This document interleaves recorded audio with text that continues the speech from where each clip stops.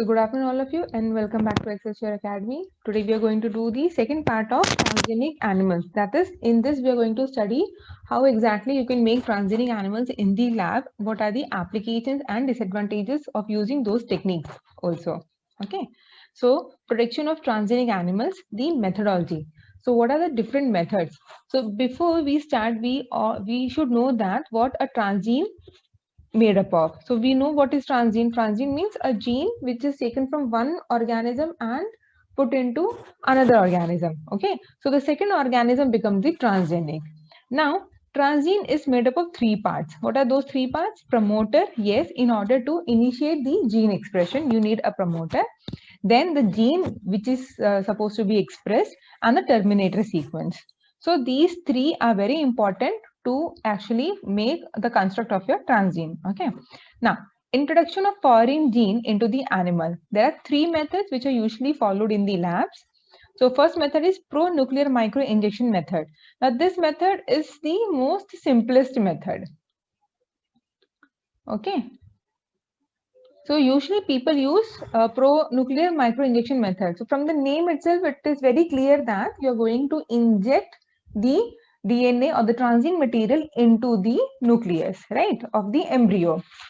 Now, second method is embryonic stem cell method. So if you remember your previous lecture in which we have talked about stem cell technology, remember we were talking about the inner cell mass, and from the inner cell mass. Yes, ma'am, blastocyst.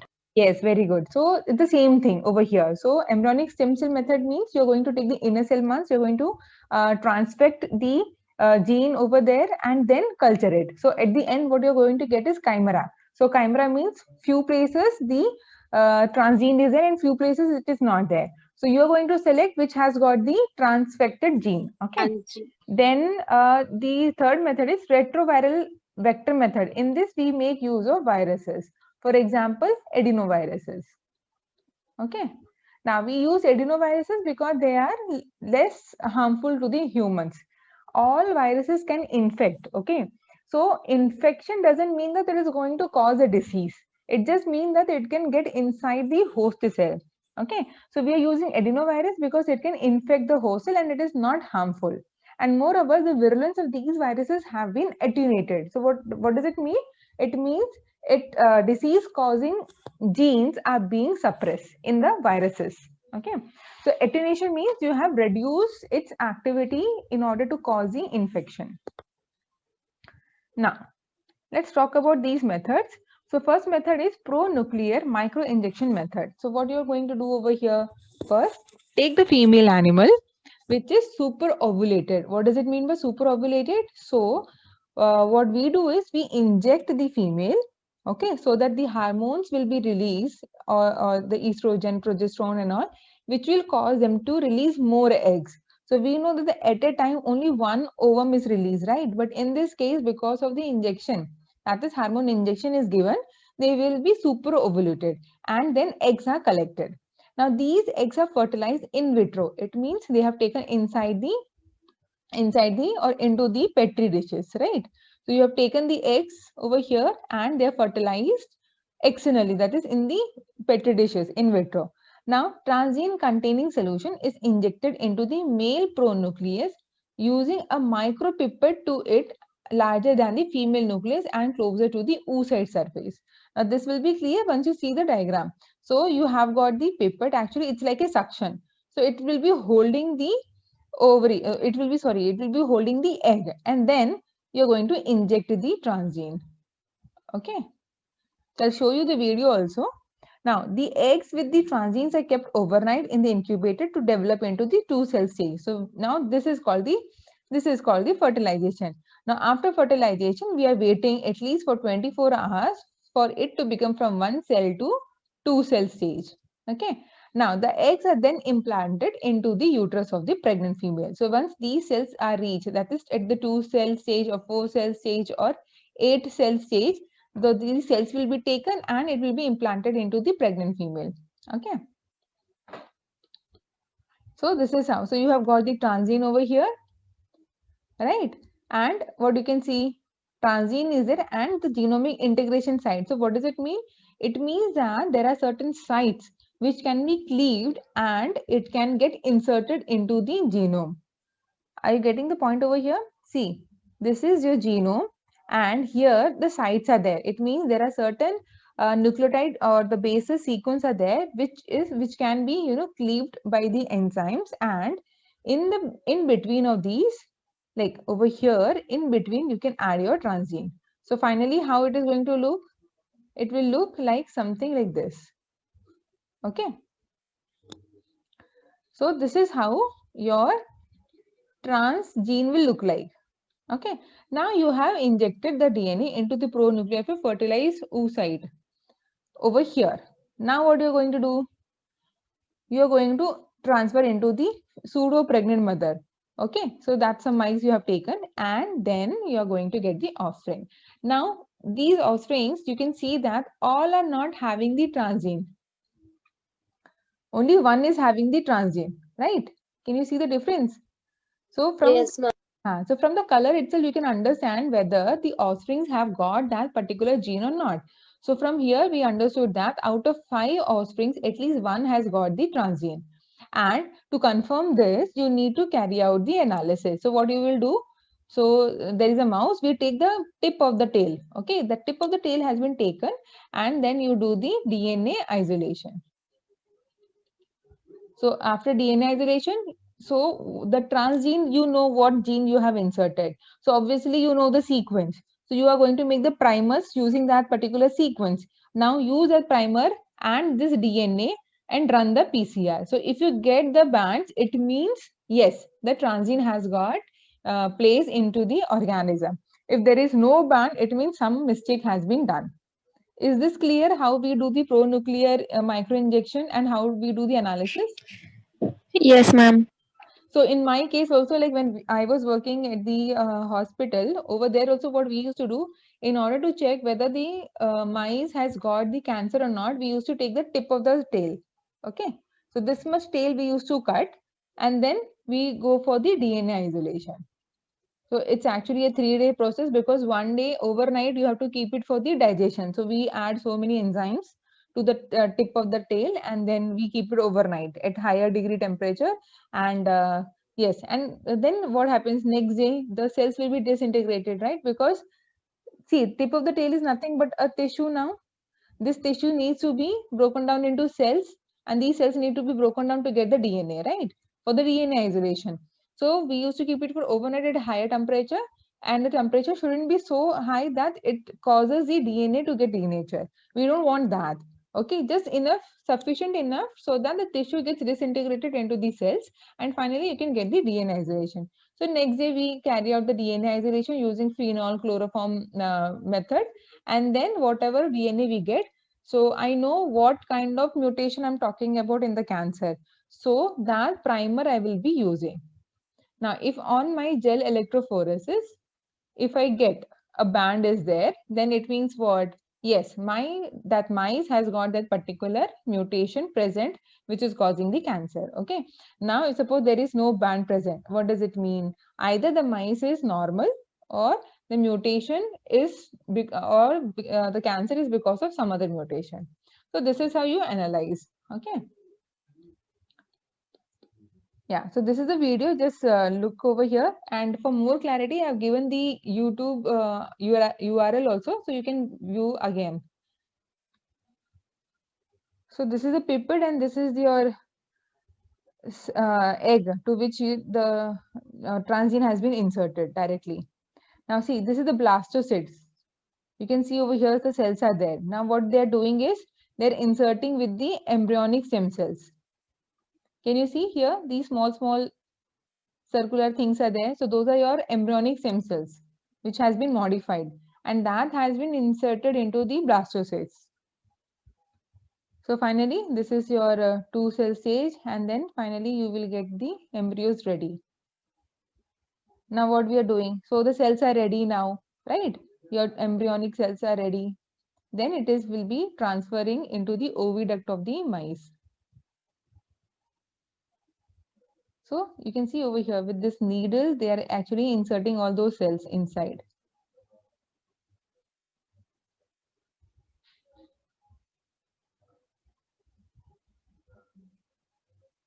So that was over the oviduct. Now this is the uterus, uterine lining. So from where the babies are delivered, right? So over there, with the help of the needle, they're putting the embryo so that it will get implanted into the uterus.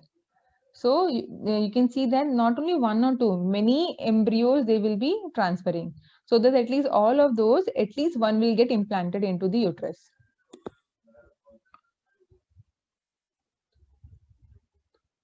Okay. Was it clear how we do the micro injection? That method? Yes, ma'am. Yes, ma'am. Now, next method is embryonic stem cell method. So, transgenic animals can be created by manipulating your embryonic stem cells. So, it is obtained from the inner cell mass of the blastocyst, as we have learned in the previous lecture. Okay. Now, transgene is incorporated into the ESL by the micropipette, or it can be done by retrovirus, or it can be done by electroporation. So, electroporation means what? You are going to give a little bit of electric shock so that the gene will go inside of the cell. Okay. Now, transgenic stem cells are grown in vitro then, and finally they are inserted into the blastocyst, re-implanted into the pseudo-pregnant foster mother. What do you mean by pseudo-pregnant foster mother? False means she is not pregnant. She is not pregnant. Then why it is called pregnant? Another woman. Actually, it is the foster mother means it is not the ovaries are taken from the one mother and it is inserted into the another. So that another is called the foster mother. It is called pseudo pregnant because it is not because of the normal way of mating, right? Externally, you have added the embryo into the uterus of the female, and that's why it is getting pregnant, right? And that's why it is called the pseudo pregnant. It is not the normal way of getting pregnant. So externally, it has been added into the oviduct or into the uterus. That's why they are called the pseudo pregnant. Now it is clear. Yeah. So what is happening? So see the figure over here. So you got the cells here, and then they form the blastocyst. Inner cell mass has been taken. That will be cultured, and then it will be actually what to say? It will be then transfected or it will be electroporated so that they become the transgenic. And once it becomes transgenic, so that will be actually will be selected, and then these embryonic stem cells will be taken and inserted into the oviduct or the uterus of the pseudo pregnant mother. Okay. Now, the same thing what we have just discussed. So the developing embryo is a chimera that it consists of two population of cells derived from the different zygotes, those of the blastocyst and the implanted embryonic stem cells. Now, because of this, what will happen? There will be mosaicity, in which the cells may be genetically different but are derived from the same zygote. The desired genetically engineered cell with transgene can be identified by using marker gene or PCR analysis. So PCR analysis, what we have just discussed before. So if you have that primer ready and you run the PCR, you get the band, it means the transgene is present. Okay. Now the third method is the retroviral method. So from the retroviral, you understand that they are talking about the retroviral viruses. Correct. What do you mean? I mean, what does it mean by retroviruses? What is the unique about them? Yes. What is unique about them? Why can't we take the other virus? Or retrovirus means what? Single-stranded RNA. Yes, very good. So they have got the genome of RNA.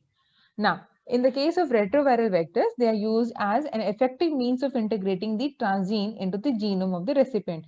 The only limitation is that the gene of interest, what you can take cannot be more than 8 kilobase pairs. Okay, it has to be within the range of 8. So you have got the vector DNA, right? And then you are actually infecting the cells. Now what will happen? It will go and get integrated into the genome. Now, once it gets integrated into the genome, it will start replicating and synthesizing its own material, own protein, own tRNA, mRNA, everything. And finally, it will start getting packaged. Now, this is getting packaged. Now, you have harvested these viruses, and now you can use to target the cell. So now you can use this transaction of the target cell. It means these viruses you have collected and infecting the cells over here in which you want the expression of that particular gene. okay, which was inserted into the vector RNA. So that is a retroviral method. So it is commonly used as vectors to transfer genetic material into the cell, taking the advantage of their ability to infect host cells in this way. So this is what is required. So their virulence has been reduced, but we still need the property of the virus to infect the host cell. And this is how the genetic material or the transgene which is present will be inserted into the host cell. Now, the offsprings which are derived from this method are chimeric. It means what? All the cells will not carry the retrovirus. Few cells will be normal. Transmission of the transgene is possible only if the retrovirus integrates into the some of the germ cells. So you know that if it is getting integrated into the somatic cells, so it will be present only in the soma cells. But if it gets integrated into the germ cells, so the future coming cells will have the transgene present in them. Now, this is the step 3 of how to make transgenic animals. So remember what was the first step? Constructing your transgene, right? And then introducing the foreign gene into the host cell. Now you're going for the step 3. What is the step 3? It says about the screening of transgenic positive organism. So already we have discussed the first best way method is the PCR. So in order to check the incorporation of the gene. So some transgenes may not be expressed if they are integrated into transcriptionally inactive site of genome. So what are the transcriptionally inactive site of genome? What do you call them? It is the heterochromatin part. Okay. So we don't want any of my experiments or experimental gene to get integrated into the heterochromatin. So it needs to get integrated where? In the euchromatic region, which is the transcriptionally active site. Okay. Next, the last step, further, the animal breeding is done to obtain the maximal expression. Heterogeneous offsprings are mated to form it is homozygous strains. Okay. Now, so what we are doing finally, so now I have in the cells, I don't want only to keep it to the cells because culturing cells will be more difficult. So better what will I do? I should get the final animal. Now animal breeding will be very easy, right? So male female will be kept in one chamber. They will be allowed to do the mating and I can get so many pups over there. And I can study at a time in many of the pups. So that's how your transgenic animals are made. Okay, now what are the importance? So medical importance, you can study about the disease like how we study about the cancer. They can also act as bioreactors for pharmaceuticals. This also we discussed last time. So you can insert the gene into the milk of the animal. So from the milk, you can actually harvest the protein or the required pharmaceutical or therapeutic agent. Then xenotransplantation also we discussed in the previous lecture. Then agriculture importance, that you can make disease resistance animals for improving the quality and quantity of milk, meat, eggs, wool, etc. Then industrial importance, toxicity, sensitive transgenic animals to test the chemicals like spider silk, milk of goat, etc. Now gene knockout. This is very, very, very important. Okay. So what do you mean by gene knockout over here? Anyone? Ranjan? Gene knockout matlab? No, ma'am. Nahi? Pallavi, any idea? No, ma'am. Gene knockout means I am going to I'm going to not replace, what is the word? I should say actually, inhibiting or completely shutting down the expression of that particular gene. Knockout, okay.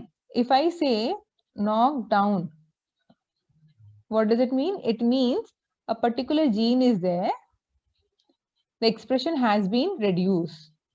If I say knock down, the expression is being reduced. Now, if I say knock out, it means what? The expression has become nil, 0.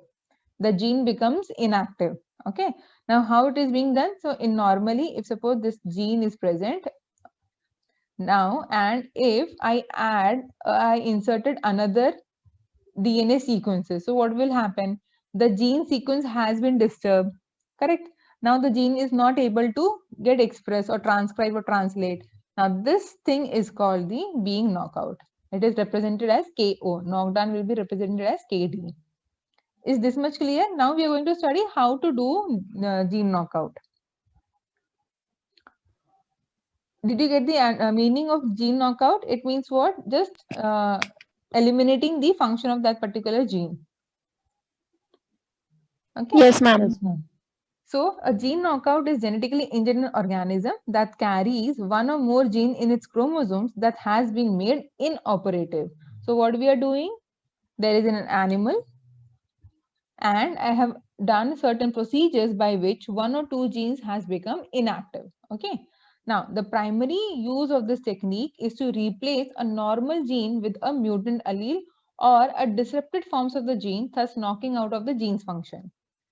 So, there are two ways to understand this. First, if I am replacing the normal gene, if normal gene has been replaced, what I can do? I will study the function of that particular gene in the organism, correct? This is one way of studying. If I want to study about the insulin, I'll just replace the gene of the insulin and what will I study then? How the organism is going to behave whenever there is no insulin present. That is one way. The application way of understanding gene knockout is if suppose there is a disrupted gene is there, I mean non-functional gene is there. So you can add in such a way that it becomes functional.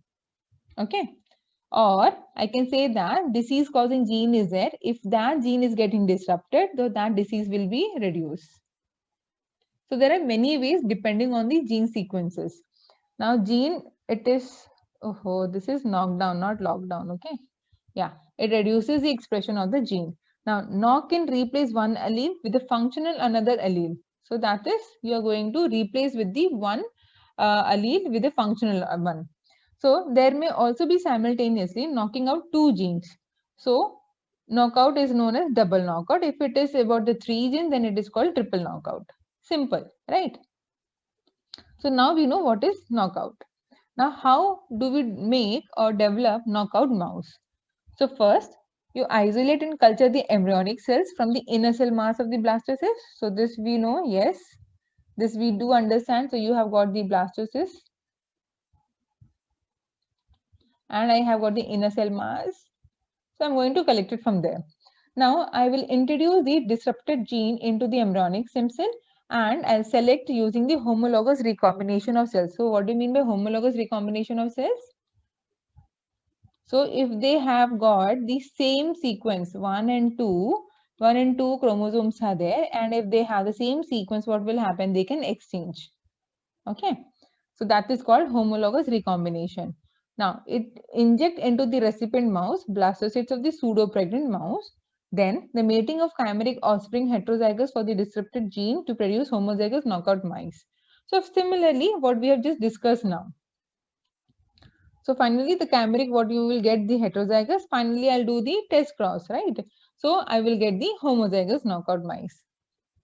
Simple, like in genetics, you must have studied, right? AA is there. So what will happen? What all I can get? I can get these also. I can get this also, and I'll get this also. Correct? So I will do again and again till I get the homozygous knockout mice. So knockout over here is means it is going to be the recessive one. Clear? Now, Yes, ma'am. this is the same process. So you have got the inner cell masses there. You have done the electroporation. So in this case, the gene is carrying the neomycin resistant gene. Okay. So the gene is carrying the neomycin resistant gene is there. Now, along with the gene of interest, you have done the homologous recombination. So what we are doing over here now? See, this means what? Knockout, right? Knockout means what? Again, I'm repeating, we are going to disrupt the gene function. This is means I'm going to disrupt its function. Now, what will happen after recombination? After recombination, I'll get like this. So a gene is there. This is my GOI. What is GOI? Gene of interest. In between, I'll have neomycin resistance gene. So finally, what happened? Just because there was the introduction of neomycin resistant gene in between of this gene has lost its function. Is this much clear? Homologous recombination means these sequences are similar. Because of the similarity, homologous, they can actually exchange. Now, because of which neomycin got inserted in between of the gene of interest, and due to which it lost its function. Clear? Actually, Yes, this is also a part of genetics also. So I guess it's a basic genetics. So I think it will be clear. Okay. So now once this thing has been made, so actually you're getting this. So you have got the homologous regions, gene of interest, and in the center you have got the neomycin resistant gene. Now, what you're going to do, you're going to culture in the Petri plate having the antibiotic neomycin. So what will happen? All the cells which contain the neomycin will be selected, right? And rest all will die in the presence of the antibiotics. Now, those which has been selected using neomycin resistance gene, those cells will be taken. And now I'm going to insert back into the blastocyst. So finally, there are the cells which are normal and they are the cells which has got the transgene. So finally, whatever offsprings you get, I'm going to get the chimera. Is it clear to everyone? Yes, but Yes, ma'am. okay. Pratima, to you it is clear? Yes, ma'am. Okay.